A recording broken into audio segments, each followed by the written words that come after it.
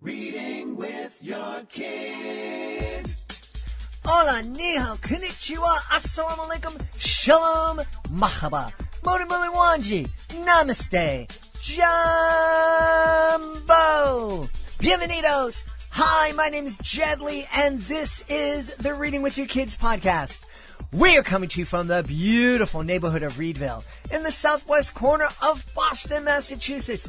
We are so delighted and so very honored that you'll join us in our mission to help all families grow closer through reading. Please be sure to tell all of your family and friends about the show. Please be sure to tell your kids' teachers, their principal, their librarian, and also please be sure to subscribe to the show on the iHeartRadio app, on Spotify, Apple Podcasts, Amazon Music, Stitcher Radio, wherever you find your podcast. Our guest today is Britney Winn Lee. She is here to celebrate Goodnight Body, finding calm from head to toe. Before we invite Britney into the studio, we want to invite you to visit drawingwithyourkids.com. It is up. It is running. We are so excited. Drawingwithyourkids.com. What a fun site. We're so proud of this. I'm so excited. We are asking some of the greatest illustrators in children's books to come on and teach you and your kids how to draw a character from their book. We have 3 videos up there at the moment. Nick Ullo teaches us how to draw patches. David Ezra Stein teaches us how to draw Chicky Barnes from his book, Beaky Barnes, Egg on the Loose. And of course, Nick's book is A Patch of Sky. And then Brian Lees is teaching us how to draw Wombat from Wombat Says Come In. You're going to love this website. It's amazing. It is part of the readingwithyourkids.com website, but you can go directly there by going to drawingwithyourkids.com. Please let us know what you think about the site, and when you and your kids draw the lesson, please put it up on social media and tag us at Reading with Your Kids, and also tag the illustrators so they can see what you've done. Check it out today, drawingwithyourkids.com. Join us right now from the beautiful state of Louisiana. We are so excited to welcome to the show the author of Goodnight Body, Finding Calm from Head to Toe. Please welcome to the show, Britney Winn Lee. Hey, Britney, how are you? Hey, Jed, I'm so good. Thank you for having me. I'm delighted to have you on. This is a unique title for a picture book. Yeah. Tell us a little bit about it, please.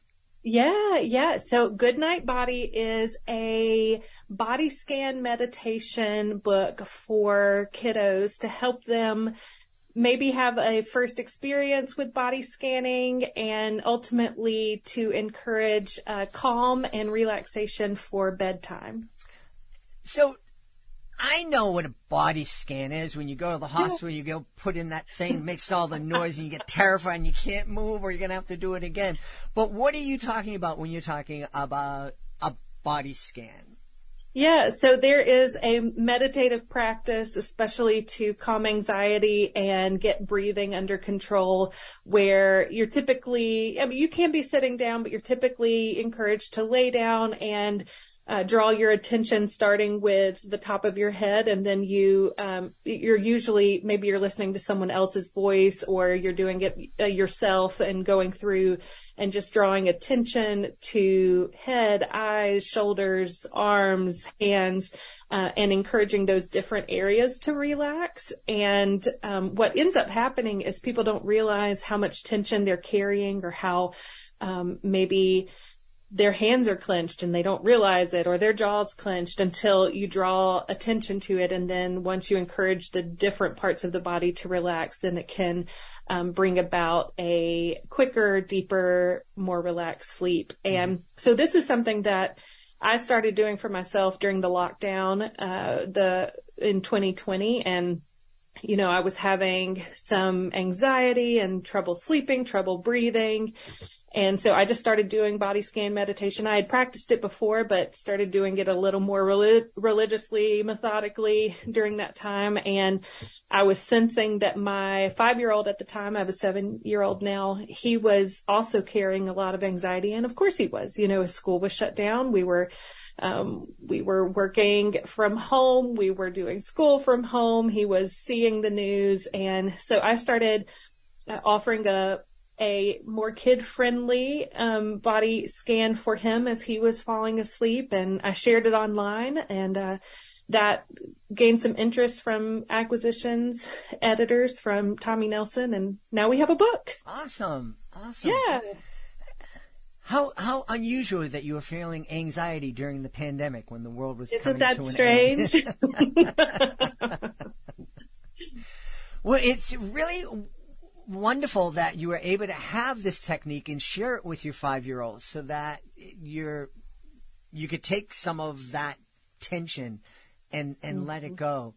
Are we finding in general, because I'll be honest, now granted I'm almost 100 years old, and so I don't know if we discovered the word anxiety when I was a kid, but you never heard of kids being anxious or suffering from anxiety back then, and we hear it a lot now. Do you think that we're more aware of it right now, or that there's something else going on and that there are more reasons for kids to be anxious? Yeah, I think probably a little bit of both. I think that we have a more global world right now. And so whereas maybe at one point the news that we were being inundated with were our small towns news, or at most what was going on in our state. But now that, especially with the internet and social media and everything's so global, so we're not only taking on the woes of our immediate family or region, but we're seeing just the load that everyone everywhere is carrying. So I think that has some impact. But I also think that there's just a level of language that maybe we didn't have. I was a very anxious child, but I would have never used that word. I remember doing, I have a very vivid memory of being probably second grade and learning, about earthquakes and volcanoes, and just staying up at night thinking, are we on a fault line? And just kind of repeating that in my head and having trouble falling asleep and never really being a good sleeper. And just realizing how wonderful it would have been to have had the tool of regulating those emotions with breathing and some simple habits of finding calm. And so I'm trying my son that apple did not fall far from the tree. He thinks similarly to his mother. So I'm trying to offer him some tools that I didn't find until later in life, earlier on. Yeah. Well, I'm glad you found those tools. As you were talking about worrying about being on the fault line, I remember being at the beach one day at the height of the Cuban Missile Crisis. Yeah. And one of my friends, was pointing out, and he goes, out there could be a nuclear bomb and we would be wiped out immediately. And I remember a lot of us kind of looked at each other and kind of said, okay, let's go on the beach. And we just, I don't know if we had fallen on our heads and had some kind of brain injury or something, but it just, it was kind of like, oh, wow, there's nothing we can do about it. So that's right. Yeah. That's right. It's like, well, if that happens, it happens. I don't have a space for that in my brain. I can't wrap my mind around it. Well, and in all seriousness, I think that is part of it. I think that kids who are more thoughtful, who have more room in their brains to consider these things, are apt to be more anxious because, as you said, there is so much more. Every morning when I pick up my phone to look at the newspaper app, I'm looking at a tragedy. Everything's a tragedy. Everything is, going to end the world, and it's all over the place. And there's dozens of different things that we should be terrified about. That's right. I tell my son a lot. We talk about how do you hear the train? I have a train right beside me. But we talk about how our breathing tells our bodies if they're in trouble or not. Mm-hmm. And so I'll liken it a lot of times to, our bodies were designed to, if we were needing to run away from a tiger, then our breathing would speed up because we're running, and it's telling our bodies, we have to find safety. We're not safe right now. We are in trouble. We need to move away from this space. And I said, sometimes our breathing in our bodies and our minds, they get all out of whack. And what we need to be able to do is communicate to our bodies through our breath that we are safe. We are okay. We are in a place with safe adults in our home where we are loved. Things are going to be okay. And so we'll tell him, make your breath tell your body it's safe, and use that deep breathing to calm down your heart rate, and use some of the kid-friendly language to bring some of the science into it. Yeah. Where did you become so comfortable and knowledgeable with the meditation and the scan and the breathing to the point where you were comfortable not only sharing it with your son, but also with other families? Yeah, I did not grow up really paying attention to my body. I grew up, so I'm a pastor now, and a writer, but I grew up in a religious setting that was more, spirit and body are separated, and we don't pay attention to our bodies, and they don't have things to communicate to us. And I think I missed a lot of, communication and stability and things like that by not tuning in. And as I became a mom and I had a son who was experiencing very similar anxieties or emotions, and the difference between the two of us is he wears everything on his sleeve. He's everything that I have thought or felt comes just pouring out of him. He's got in fact, my first kid's book is titled The Boy with Big, Big Feelings, and it is all about him. And so, part of that was just really being desperate for tools to figure out how to reconnect to my body, and then, how to help it find calm. And so, I use a lot of meditation apps. One of my favorite ones is a Simple Habit. It's called Simple Habit app. And I started using those pretty consistently until I felt like I was becoming more of a whole person and not a mind with a body, but, a whole being that could learn from what my body's saying, and the tension or trauma or exhaustion or excitement that it's storing up. Yeah. Now, you mentioned that you're a pastor. One of the things I've always been interested, curious about things that a lot of people label kind of woo-woo out there. And I know that in my church, there's a big taboo. It's like, no, meditation. No, that's in fact, I've heard some priests say meditation is opening up the door to the devil, and not that was kind of intense. But I mean, did you experience any of that in your own journey? And if you did, how did you respond to it?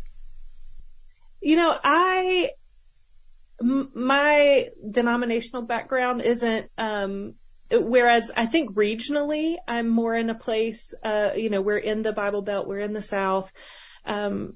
As far as that separation between kind of body, mind, spirit, I think that that's more regional than sort of my denominational background. I felt a lot of room as I leaned into kind of my roots and upbringing to have overlap with culture and science and the physical world, and what that has to do with the practical nature of faith and things like that. So I'm a Methodist pastor, and that's sort of our, some of that overlap and intersection is just innate in that background too. And so I think once I pushed through some of the more regional separation and sort of taboo of it, then I was able to embrace it really without hesitation, which has been nice. And to see that a lot of those things work in concert together, and aren't,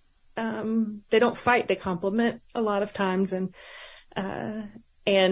what I have learned is the more I have learned and leaned into some of those things, the more, I learn about myself and God, and it's been great. So that is wonderful. It makes perfect sense to me that, I am a firm believer that God created me intentionally, and he put these things in me to work together, not to be fighting with each other. That's right. Me too. So you're a mom, you're a pastor. Where do you find time to write children's books? So I feel very lucky to be a bivocational pastor. So I'm half-time at a church, and then I'm half-time writing. And some of that I pursued so that I would have the flexibility to also be a working mom and to be able to pick up my son and, do the things on that end. But yeah, I have been really thankful to get to I did writing by itself for a little bit. I did faith and nonprofit work by itself for a little bit. And in each scenario, I felt like I was missing the other half. And so, I just feel really thankful to be in a place now where I'm doing both things that I love, and they feed off of each other and inform one another. Yeah. Now, I'm imagining that a lot of kids who have their parents read Goodnight Body to them are asleep before the end of the book. Was that something that you were aware of when you wrote the book? And did you just say, I don't have to finish the book, the kid's going to be asleep? You know what? If that is the case, I would be so happy and count it as a gift especially having a child who fights sleep like crazy. If it can be gifted to a parent that their child falls asleep halfway through, wonderful. They don't ever make it to the end of the book, fantastic. Enjoy that. It was so fun to write. It was so fun to figure out how to take something that's a little more abstract and adult probably in nature and figure out how do we translate this to kids and, break through and use some of their imagination, to translate that. It was a lot of fun. Yeah. Now, I'm imagining that a lot of people who are listening to this and maybe interested in this because their kid has anxiety or has trouble going to sleep, fights sleep, is resistant, they might be hearing this and they're like, this sounds like a great idea, but I don't know how to meditate. What am I going to do? I'm not like Britney. I can't help my kid through this. Yeah, well, that is the beauty of having a book as a tool. And, there's so many hard topics or foreign topics or things that we as parents, that I as a parent find that I don't have the resources for, but somebody puts a book in my hand and I'm able to, at the very least, I can sit with my kid and we can read through it. And so the book itself being a tool is part of that. But then also, there's a note to grown-ups in the front of the book that has some of the breakdown and shares a little more about body scanning and meditation, how to use it. But then also there's an incentive packet for pre-orders that has it's for parents, and it has an intro to body scanning that's separate. It's got a pocket pause for co-regulating in public. It's got several different resources that parents can, that was really important both to me, but especially to the publisher to say, if somebody was approaching this topic for the very first time, how do we, disarm some of the distance between them and the book? And I think we did a pretty good job of supplementing it with some extra resources. Yeah. So it sounds like a great starting point for a lot of both parents and kids, if they haven't been involved in meditation beforehand. Yeah, absolutely. And a lot of the feedback that I've gotten just from some of the stuff that we've shared prior to launch, is from adults who have said, I just want this book to be able to read to myself, myself at night as I'm trying to calm down. So I think that it could be a good resource no matter what age. Any worries that, maybe as the parents are reading this to their kiddies at night, the parents might fall asleep before the kids? Well, that does happen. Sometimes it happens even without the books. It happened to me last night. Yes. Again, any sleep that anyone can get, we count as a win. Amen. I've fallen asleep reading books myself. That's right. Hey, Britney, where can people go to find out more about you, find out about those other books that you've written, and also find out about Good Night Body, Finding Calm from Head to Toe? Yeah, so the publisher, Tommy Nelson, has a landing page with all of the downloadable activity packets, the pre-order incentives, and all of the different links to where those pre-orders are right now. And but then I can also be found on Twitter and Instagram and Facebook at Britney Winn Lee. And then I have a website, BritneyWinnLee.com. Awesome. And you have to, I don't know, we're talking a little before we started recording about Louisiana and the beautiful, wonderful food that's down there. Any way you can send me a jambalaya recipe and I can compare it to what I make? I was going to offer to send you my mom's jambalaya recipe. So I've got your email now. I'm going to send it your way. You'll have to let me know how it turns out. I will. We've had a great time. It just got better. Speaking to the author of Good Night Body, Finding Calm from Head to Toe. A great new picture book from our guest, Britney Winn Lee. Britney, thanks so much for being with us. Thank you for letting me be here. Please be sure to join us for the next episode of the Reading with Your Kids podcast. Our guest will be Dr. Donna Hausman. She'll be here to celebrate Gilly in the Garden and Theo's Deliciously Different Dumplings. They're part of her Excellent Adventures series. It's a really fascinating conversation. You don't want to miss it. Want to thank the folks who made today's show so wonderful. Of course, want to start by thanking our guest, Britney Winn Lee. Please be sure to check out Good Night Body, Finding Calm from Head to Toe. Also want to thank my team. What a team I have this semester. Fatima Khan, Rory Grady, Jordan Saley, Stephanie Davila, Will Cheever, Cassandra Masonet, Sabrina Wu. I want to thank my beautiful wife for all the support she gives me. Most of all, we all want to thank you. Thank you so much for taking the time to join us today, and as always, thank you so very much for taking the time to make the world a better place by reading with your kids. I'll be looking for you in the next edition of the Reading with Your Kids podcast.